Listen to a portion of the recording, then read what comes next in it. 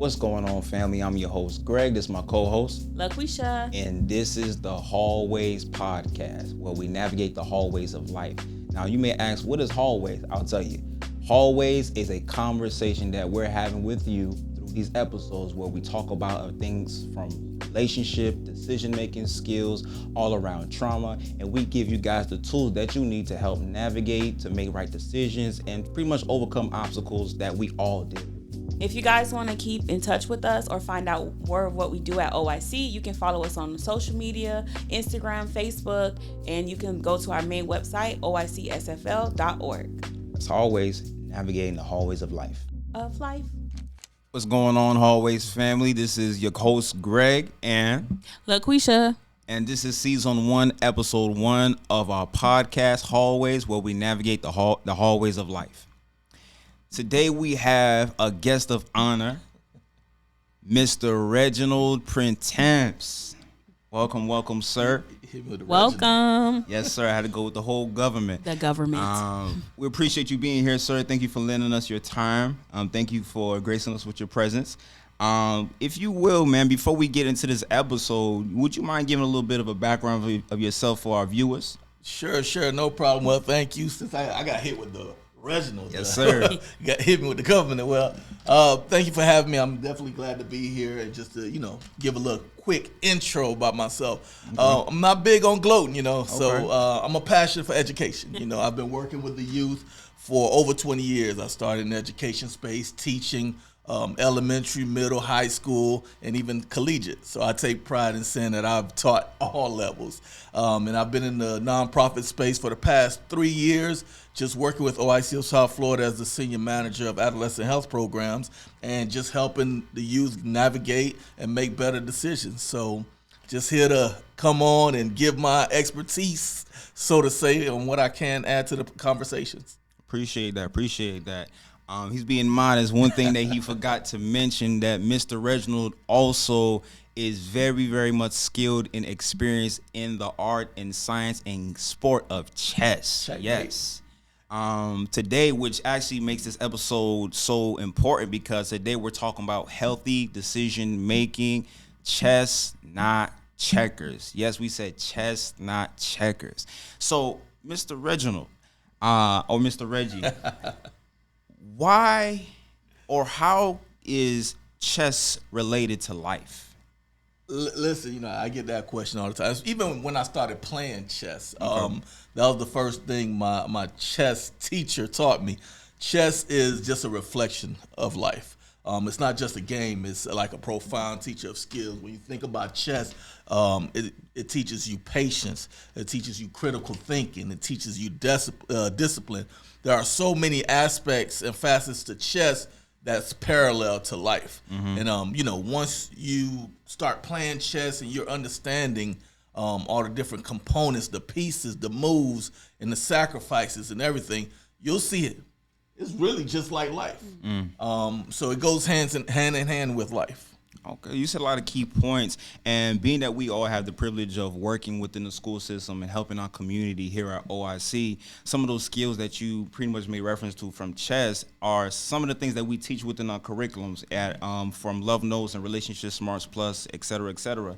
And one of the things that we try to equip our youth with is life skills, decision-making skills, and we notice that there's a correlation between risky behaviors and bad decision-making, risky behaviors and unhealthy relationships. So with our first point, Mr. Reggie, can you please explain, what do you mean by sacrifice when you made a point from chess? So just to give the gist of chess, you have all your pieces. You have your pawns up front. You have your queen standing next to the king, one of the strongest pieces on the board. You have your rooks in the corner. All of them play different roles. And as a new chess player, as a beginner chess player, we're afraid to lose pieces, especially those valuable pieces, your queens, your bishops, your rooks, your knights. But at times when you're playing chess and, you become more experienced in chess, you realize sometimes you have to sacrifice a piece for a bigger picture. And that's the whole thing about chess. There's a phrase, you have to watch the board, the entire board. just like in life, you have to look at the bigger picture. So sometimes it does require sacrifices. Wow, that's a key point.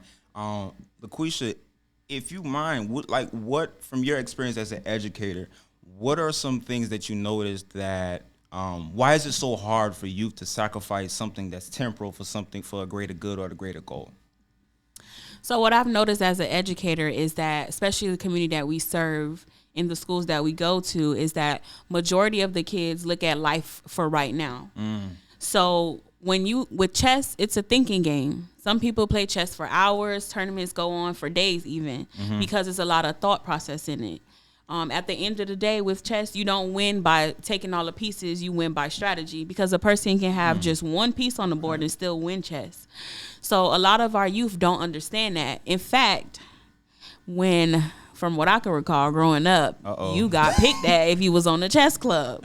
So that ain't something that was taught. That's something that along the line somebody dropped that gem and then they learn. So when you're looking at right now, when I go home, what's at home for me right now, you're not thinking about the long-term chess game. Wow. So I would say, with that being said, Mr. Reggie, you grew up in the city of Opelika, right?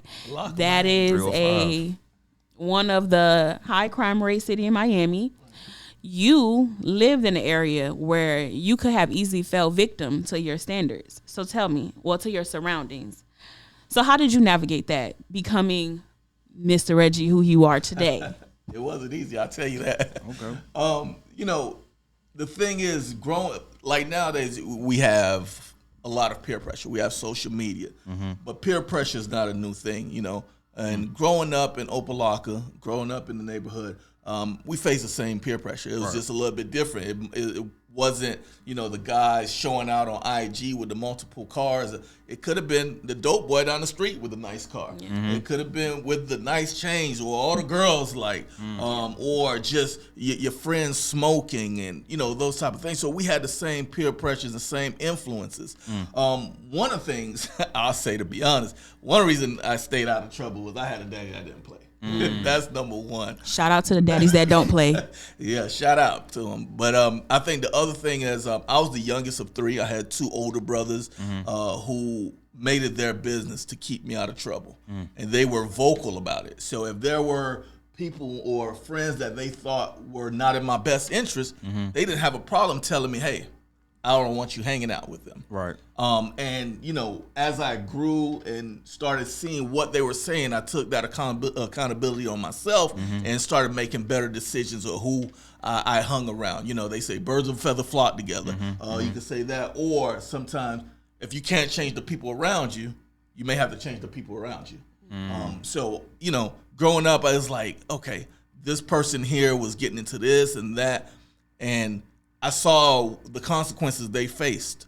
So instead of following the same patterns, I could learn from somebody else's mistake. It doesn't have to be my own mistake. So I take it upon myself to remove myself from those situations and make better decisions. Wow, man, you said a mouthful. There's a lot to unpack right there. But one of the things that stuck out to what you said was being that you had a support system, it made it easier to navigate those pitfalls, those temptations that even today our youth are struggling with. So my question is, and I don't mean to throw you on the bus, what can a modern day youth do if they don't have that support system that you have, having that strong father figure, having those two older brothers to help navigate you and hold you accountable and point you to something better? Right. So now, with OIC, we go into the schools, we work with the youth. In one of the chapters, at the end of every chapter, you all talk about a trusted adult. Right. And sometimes, as youth, as you get older, you have to realize you have to take that accountability and find those trusted adults. You may have to go outside of your circle. There are always positive influences around you, whether it's a teacher, a coach. It might not be immediate family member, but there's an uncle or an aunt within your family that can be a good influence. Right. We have to seek that knowledge sometimes. And you talk about chess. It's just like chess. When you look at the board, you have all of these different pieces, They all play a different role. They all have different skills. The rook goes in a straight line. The bishop goes diagonally. They serve different purposes and protect the king from different angles. So you have to use the pieces around you. Find the strengths that everyone offers. Wow. I mean, from what you're saying, and I'm sure Lakushi can attest to this, all I'm hearing from that is strategy. Strategy. Right? Strategic thinking. And that's one thing that even from recent studies, where you go from CDC and different surveys from different universities, one of the things that youth are struggling with is consequential thinking. Right? We don't know how to look at the pieces. We don't know how to look at the board and see, if I choose this, then this may be the possible outcome. Or if I hang out with this group of people, or if I succumb to these temptations or pitfalls, then, I don't know if I will reap the consequences of that decision. And so from what I'm hearing, what you're saying is you put the responsibility on ourselves, or we put a responsibility on the youth to seek out that positive influence, or seek out that trusted adult, whether it be from home or whether it be from a coach, from a teacher, or a community leader, or here at OIC where we have resources available. So in short, what are some ways, practically speaking, that we can strategize or help our youth strategize making these decisions? Doing what we're doing now, making these resources available. I'm big on exposure. Growing up in Opelika, the reason I didn't choose to go to school to become a doctor, become a lawyer, because I wasn't surrounded by doctors and lawyers. My influences were my educators, my teachers. So when I went to college, I wanted to be a teacher. So what we need to do is provide that exposure to our youth, make it available for them. The more they know, the more they do. And, just continue doing what we're doing, especially at OIC of South Florida, giving these opportunities, having the summer leadership academies where we teach leadership skills. We talk about the trusted adults. We talk about decision making. We talk about healthy choices. Continue doing what we're doing and making ourselves available for our youth. Wow, man, that's key. As far like LaQuisha, I mean, I'm sure you see this from this perspective, being that we're in the schools.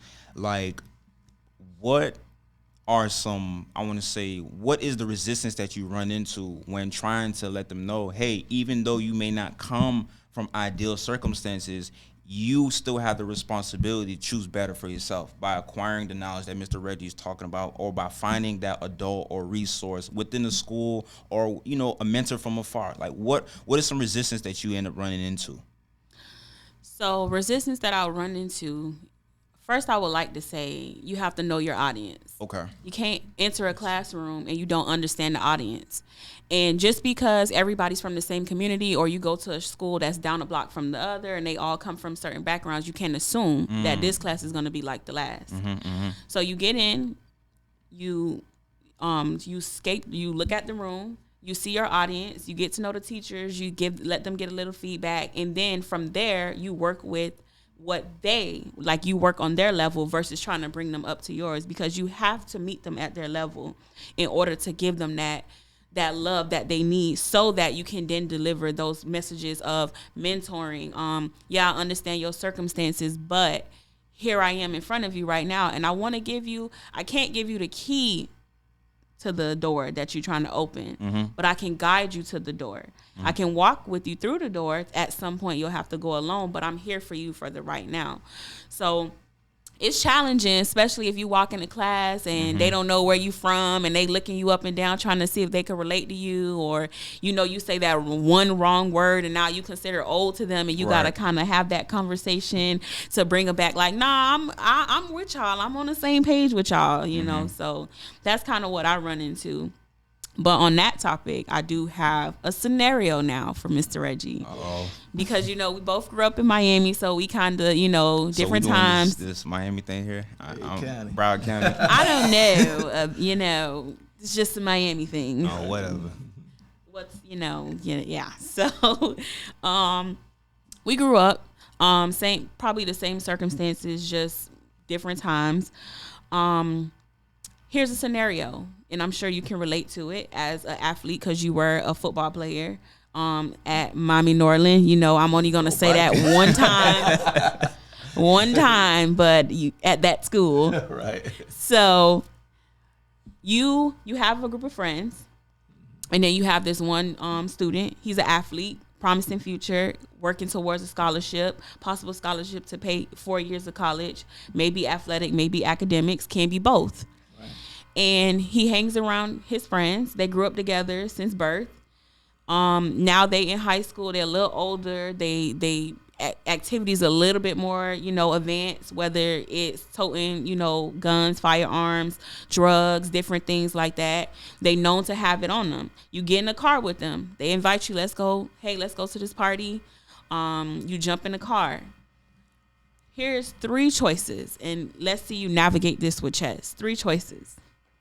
First one, do I get in the car? These my homeboys for life, but I know what they own, but I'm going to still take that chance because maybe we just might make it to the party. Right. Choice 2, do you say, nah, I'm good, because it's a possibility that if you get pulled over, y'all all probably going down. All roped up. Especially since you from Opelika, they got a stigma on all of y'all out there. Mm-hmm. Or choice 3, do you get in the car and you own whatever they own because it's no consequences. It's just a here and now. So what I hear, just based on the scenario, I'm hearing a young man who has potential. Right. You have potential. And I always say, the students will hear me say it, potential is just a fancy word if you don't do anything with it. Right. It's a pretty word. So I hear potential, I hear promise. And you want me to talk about chess. The most important thing is you have to understand what you're giving up. You're hanging with your friends. Yeah, we have loyalty to our friends, and I may have more to lose. When we talk about loyalty, who should we be most loyal to? Ourselves. And on top of that, I've had friends like that. I've had friends on both spectrums who, oh man, you soft, man, you're not coming with us all. And then I had those friends who, nah, this ain't for you. Right. Which ones are your true friends? Real friends not gonna let you jeopardize the big picture. Right. They're not gonna let you put yourself in a predicament. So now look at the 3 choices. There are choices and there are consequences to your choices. Mm-hmm. Saying, hey, I'm not gonna go, that probably would be me. Like, y'all can have it. Right. Call me soft, that's cool. Because you think about it, y'all know I'm big on quotes. And another one of my favorite quotes is, an ounce of prevention is worth a pound of cure. So what you can prevent, it's a whole lot easier to fix something by preventing it than having to cure it. Okay? So not going will be my number 1 option because so many things can go wrong. We don't need to try to fix it. Jumping in the car and just hoping we gonna live on the hope merit. The pressure. That's too much pressure, man. Hope we don't get pulled over. That's too much pressure. But here's the great thing though, and as adolescents growing up, we don't think about the consequences until after they happen. Mm-hmm. So going and jumping in the car and riding with them, you might make it there and nothing happens. That only refuels that risk taking. You see? So that would not be a choice that I would make, but I can see, okay, you take it and nothing happens. Mm-hmm. But going in and being whatever they're on, yeah, you're not like them. You have a future. Right. So you can't be whatever they're on and you don't have what they have going on. Mm-hmm. You have more going on. So that would definitely not be my option. I would probably run with A. I would most likely run with A. Because, hey, call me scary. Right. I just knew, like we talk about chess, looking at the bigger picture. What's worth sacrificing. I'm not going to sacrifice my queen for a pawn. Mm-hmm.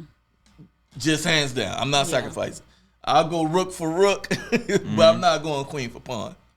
By queen for pawn, you mean something less valuable for something more valuable. Exactly. Me jeopardizing my future, my promising football career or promising academic career to satisfy some friends who knows what they have going on.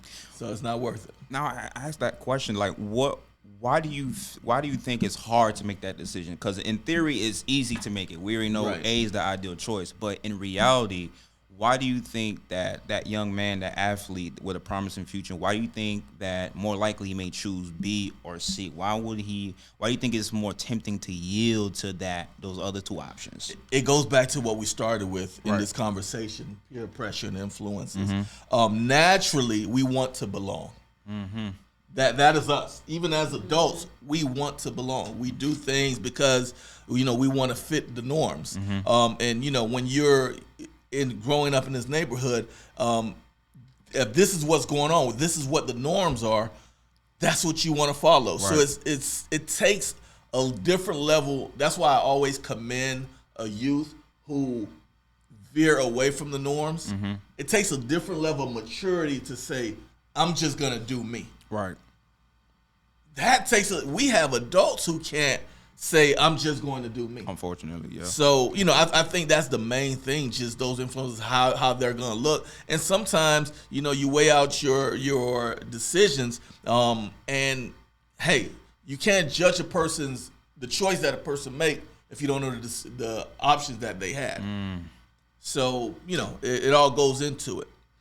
So I have a follow-up question, because for all of you out there, our Hallwaze family, Mr. Reggie's a thinker. In fact, you should see a Greg and Mr. Reggie conversation, but that's a whole nother That's great. Look what you want to smoke today, man. So, being that we come from these backgrounds, we kind of see two sides of the spectrum.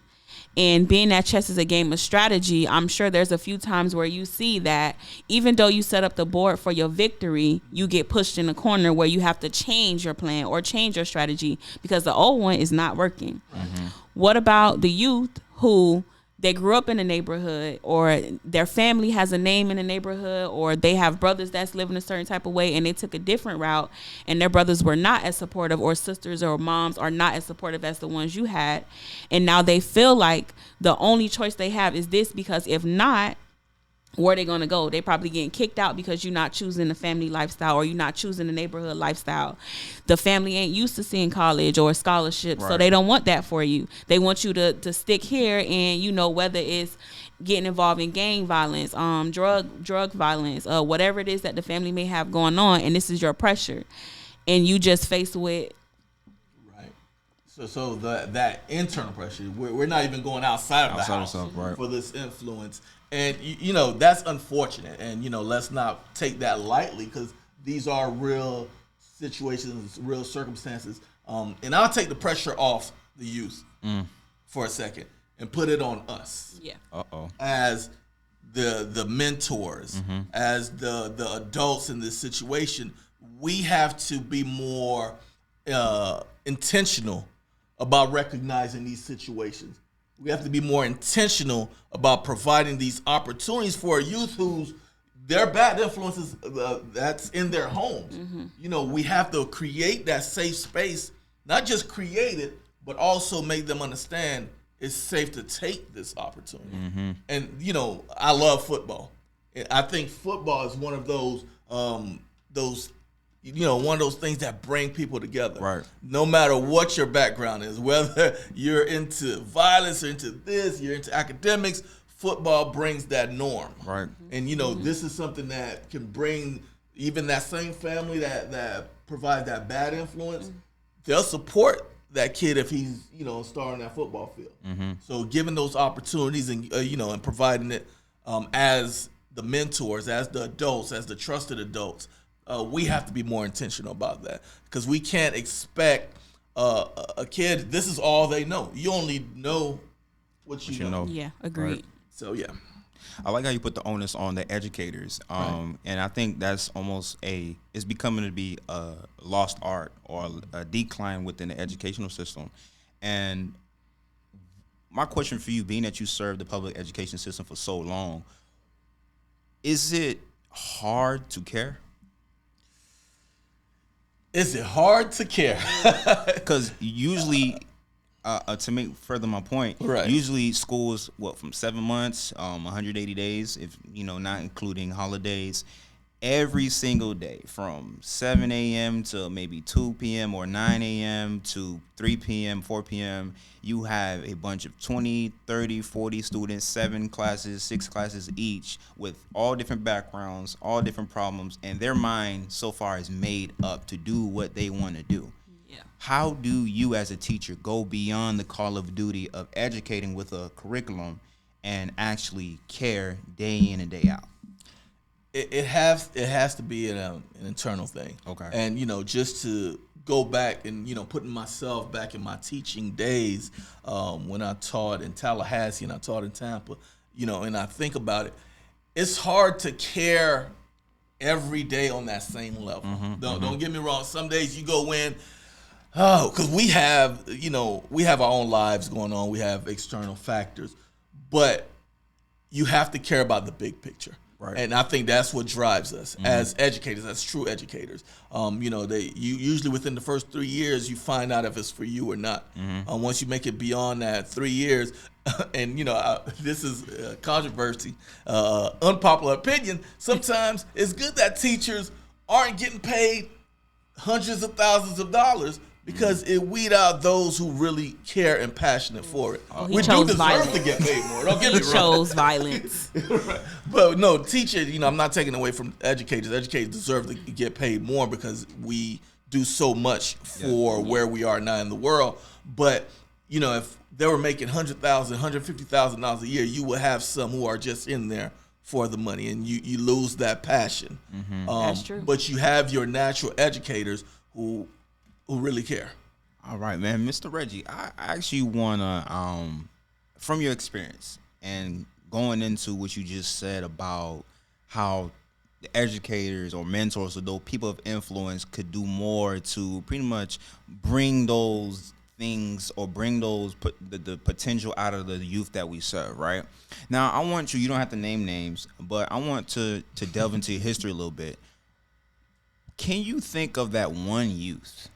I know you taught thousands of students and you've touched many lives. Can you think of that one youth that just was that thorn in your side that it made you want to give up? Thorn and in your side. How did you overcome that personally?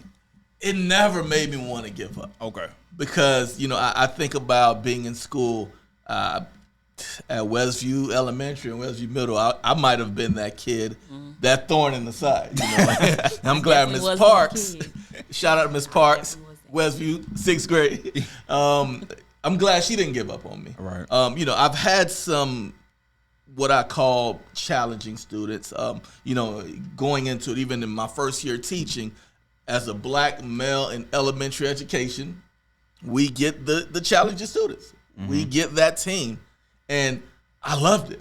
I wanted to be challenged. I wanted to have your D. Evans and your Anthonys and, those students who brought out my skills. Right. So I didn't have a problem with it. I could think of some students. I took it personal. You talked about caring.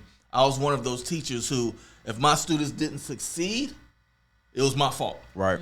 So I would go over and beyond for that student to succeed. So at the end of the year, and I had a student who scored a 1 on the FCAT. I'm aging myself, right? Yep. FCAT, what's that? Right. Yep. Scored a 1 on the FCAT. I'm sitting there like, what could I have done better? So, I found those students and continue to push. Wow, that's something that rings out to me most recently, especially if you're a fan of college sports, college football to be exact. Deion Sanders, if you guys have been paying attention, something recently he said as he was huddling up and galvanizing his group of young men in his football team, he said something that was so key, so simple, 2 words, it's personal. And he kept shouting out to his team, and it pretty much got him up in an uproar because they took it personal. Right. Yet, though they were responding to an opposition or opposing team, where did we go as a society? Speaking from the educators, people of influence, even parents, where did we go to the point where it's no longer personal? What happened? First of all, Deion got that from me. I always think it's personal. I think, the generation that we have now, we have parents growing up with their kids. Yep. instead of raising their kids. So it's a battle of attention. You know, when I was growing up with my mom and my dad and my two brothers, it was all about the family. The sacrifice that he made it was about me and my brothers. Right. Now, you know, you have adults growing up and they still want to live their lives. Right. You know, it's not, like I said, they're growing up with their kids, and you know, while their kids having a social life, they're still trying to maintain their social life as well. Right. Where there's nothing wrong with that. We all need to have, you know, that social norm and reaching out. But at the same time, it may look different when you're raising kids. It may look different as you get older. You know, things start to change. You're still providing that need, but it may not be going to the club and staying out till 3-4 o'clock in the morning as you get older. Wow, that's key. That's key. And bringing back the attention, so we hitting all tiers. I see we're hitting the educators, the people of influence, and the last point with the parents. Now, let's going back to the youth and how the youth think today, right? Being that we're hitting on this concept of chess. Now, if you guys can take a look at it, research shows that the brain is not fully developed until the age of 25, right? So from childhood to adolescence, going into early adulthood, we are bound to make mistakes. We are bound to make impulsive decisions. So is that an excuse that we're making for our youth? Is it too much to require more from them? As far as with the youth making impulsive decisions, yes. We do it as adults.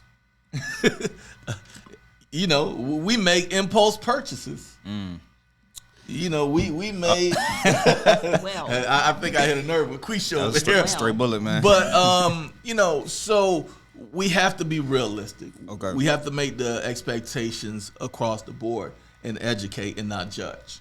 Yeah, student, you know, they'll make impulsive decisions, and I think, you know, what we have to teach them, and that's where the game of chess comes back in. When you talk about impulsive decisions, when you're playing chess and you're looking at that board, me at playing you, Greg, as an opponent, I want you to focus on this piece. You see me making this piece here because I'm taking you have a wide open shot at capturing my piece here.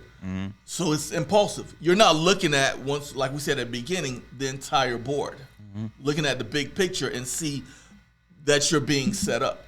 So when we talk about making impulsive decisions, we have to teach our youth, when you're making decisions, think about not just the obvious consequences, but the not so obvious consequences, the down the line consequences. You know, and you know, start thinking like chess, 2-3 steps ahead. 2-3 steps ahead. What you do today may not affect you tomorrow, but it may affect you next week. Might even be next month. Might even be next year. You know, cheating on this test, you know, using a real life example, you might get that A. But what if you get caught? Yeah, I might get an F, but, you know, and I had a classmate who got caught cheating in college. You know, thinking, hey, might be an F, but this individual ended up getting kicked out of the university. Yep. So a larger consequence than what she thought it would be at the moment. So, and that's what we have to teach our youth, even when we're talking about impulsive decisions. Start to think, take a step back, you know, and see what are the consequences, not just to that action, but where does, like, domino effect, how can it lead to this consequence and that consequence? Even to piggyback off of what Mr. Reggie said as well, like, sometimes we put a lot of pressure on the youth to be, because we see the potential in them when especially if you're taking it personal, we put a lot of pressure on them. Like, I know what you can become. I see your future, but it's also not forgetting that they have to see it too. So in chess, you're playing against an opponent. Just how you're strategic, they're strategic as well. So giving them that foundation to set their board up as well. So here they have is your pawns and their pawns, whether the pawns being the color of your skin or the school system or your neighborhood or the friends you keep or relationships you fall in. And whatever it is, those battles is, the more pawns you knock off, now you go into the rooks and the bishops, and you still got to worry about the queen. Teaching them the strategy of the game, as well as teaching them how to stay focused in the game, even when things come. So, and that's a good point, Quisha. And we're good at telling our youth, hey, you have so much potential. You could be great. Right. You're gonna do this. We're good at that. Right. That is good. We want to be motivating, but show them how. Show them. Don't just tell them that they can be great. Show them how to be great. Mm-hmm. That's another thing we have to be intentional. Mm-hmm. That's the key word, intentional about. Not just telling them how great they are, but let me show you what greatness looks like. Let me show you what you can do or what you shouldn't do to be great. Because it's not just actions to do, it's actions to not take part in as well. So it's like an offense and a defense. Definitely. So is it the same? Does it translate also to chess, offense and defense? Chess is offense and defense. Like we said at the beginning, chess parallel to life. Wow. You have those aggressive offensive players. Aggressive offensive players, and then I get nervous playing those guys because they're irrational. Because you don't know what they're going to do. Right. It's because you don't like to lose. True. The competitive nature. I don't.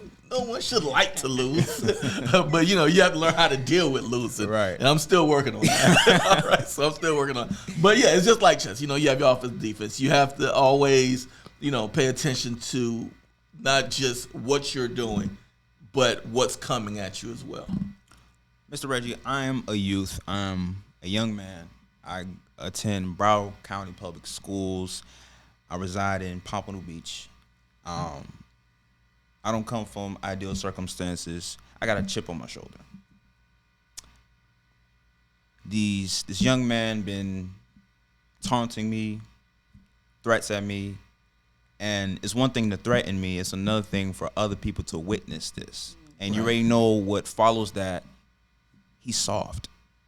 Right. He's easy to bully. He's easy to handle. He's a target. He's prey. Now, I have the desire to fight. Verbally, I have the desire to use violence to get my respect back. Okay. As a young man from the unideal circumstances, Pompano Beach, Broward County Public School System, what do I do? Because what you're telling me is think of the consequences, think of the outcomes, control the board, strategize. You got more to lose. But Mr. Reggie, he's trying me week after week, day after day. What do I do? And you know how I told you I love quotes? A quote I'm going to use for this one is, when your only tool is a hammer, all your problems look like nails. Think about that one. So if that's, you have to equip yourself with more tools. If your only way to respond to this type of ridicule or bullying is to be violent, that's what you're going to refer to.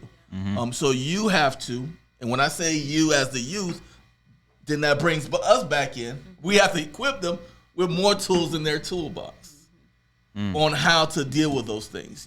At different situations. So, we have different temperaments. We have different thresholds because there are a lot of factors that go into it for me to just say, well, you need to do this. You need to just walk away. There are other factors, but we have to give them those tools to how to deal with those situations. And it goes back to another one. Life is 10% what happens to you and 90% how you respond to it. So that 10%, yeah, this is what's going on, but how you respond to it is what really makes the outcome of the situation. So just have to equip yourself, have to put more tools in your toolbox. Walking away, and I'll just shout out my nephew. I have a nephew. Yeah, kids would, when he was in middle school and high school, he was in honors classes. He was in AP classes in high school, and kids would, oh, you a nerd, you a nerd. All right. That's fine. I have to get to class. My AP physics is about to start. Right. No confrontation, just let it roll off your back. Right. But that was a tool that he had in his toolbox. So it all depends on, we have to equip them with the tools. You're a gentleman and a scholar. Thank you for that answer. Now, I'm going to see how deep your bag really is. And let's throw it again. And LaQuisha, you can really chime in on this. I'm a young lady. I'm not a young lady, but I have unmet needs at home. I don't have a good connection with my father. My mother is verbally abusive. However, this young man who's have illegal trouble, who have abusive tendencies, who's not the best person for me to be in my life, wants to be in a relationship with me. I have no background of love. I have no background of healthy relationships, but I feel he is the only one who cares. What do I do? I like to hear Quisha answer that one. I'm curious. That's a good question. So, as a young lady, Quisha, how would you handle that? Okay, so I'm gonna put my shoes in the young lady. I'm gonna put myself in the shoes of the young lady in this scenario. So, the world cannot expect of me something that was never shown or given to me. I can only take what I know how to take. So, if I see this guy and he got all this and he's showing me love, if I don't know what real fatherly love is, or a brother or a male figure in my life, that is the picture of love that I have. So I'm going to take it every time. And it may turn out that he may just be the first stepping stone to my line of abuse, whether it's sexual abuse, verbal, physical. Why? Because my background of love is this. So that's from the young lady's perspective. If I was her, with the tools that I have, I will take it. That's my way out. We call it when I grew up, we call it the meal ticket. That's my meal ticket. Wow. Whether it's him or the next one, or the next one, or the next one. Now I'm going to put myself in the educator's point. Whether I've experienced what she has experienced or not, my goal is to equip her. So how do I equip her? First, I hear her story. I hear her pain. I hear her trigger points. Second, I love her. I show her real love. I give her real love. And what she does with that then will probably change and mold her and where she will see her worth. There's a lot of young women that I deal with in the school system where even in 4 or 5 weeks, you have that effect on them. And some of them, it may take longer, but you still plant that seed. So that's another scenario where I would say, as an educator, what are we doing? That's when you stepping in. Situations like that have to be personal, because guess what? Later on, if you see that young lady is either on the street, on the news, or, down the wrong path, the first thing you're going to say is, dang. Or people are quick to judge, or they're going to say, I knew it, depending on who they were. So that is definitely a toolbox thing. That's good. I like that, Quisha. My only advice to this young lady goes back to what I said before. You have to love yourself. We naturally want to be loved, but no one's gonna show you the love like you can show yourself. And with loving yourself, you realize what's best for you. In a situation like that, with her being with this young man that's abusive, that have issues with the law, or all the different circumstances that come around it, who's the asset to who? Is she receiving anything from that, or is she giving in that situation? It has to be reciprocal. You have to get out just as much as you're putting in. If you're constantly putting out, it's just like a bank account. You constantly taking out that bank account and not putting back into that bank account. Bank of America's gonna send you that insufficient funds text. Right there, he go throwing shots again. So you have to you have to find something that's reciprocated. Wow, that's key. I like that. And to your point, LaQuisha, I don't want to allow this to go unnoticed. Something that you said when addressing Mr. Reggie as well, those young ladies or young men that may be in those unfortunate circumstances. Sometimes as educators, I'm sure we all guilty of this, we feel as if a quick answer or formula is going to fix years of trauma or years of unideal circumstances or years of bad decision making. And what comes to my mind, this movie of George Foreman that recently came out on Netflix, and basically, he changed his life around. He came from being a boxer to a minister, and a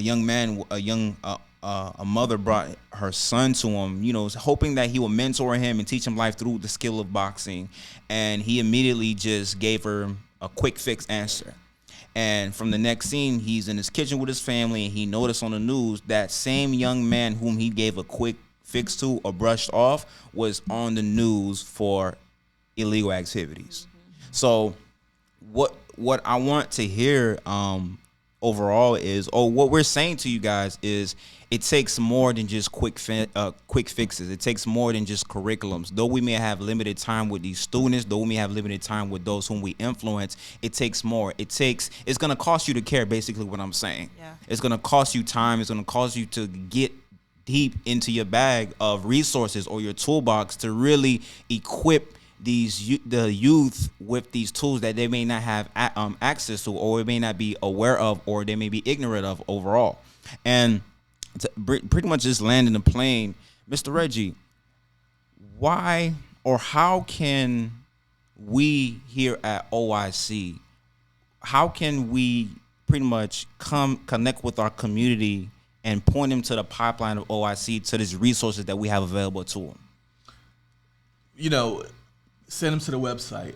OIC, we have many divisions. We have Youth and Family Division. We have the Workforce Division. We have Training and Education Division. All of these resources that are for the community, free of charge. Come out and, How much? Free 99. Okay. Free 99. So come out, get your certifications, get your licenses. And these are things, we work with the youth, whether you've been previously incarcerated. I'm not youth, but individuals who've been previously incarcerated, returning citizens.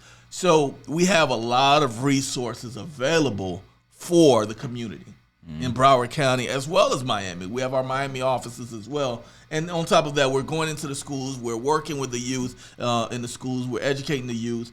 We have programs that we're offering constantly, So they just have to be there. Go Shout on the out to website. YLC. Shout out to YLC. Right. Go to the website. Go to oicsfl.org and browse, or come to the office right off Powerline in Broward County, and just ask to speak to someone. We have case managers that you can speak to.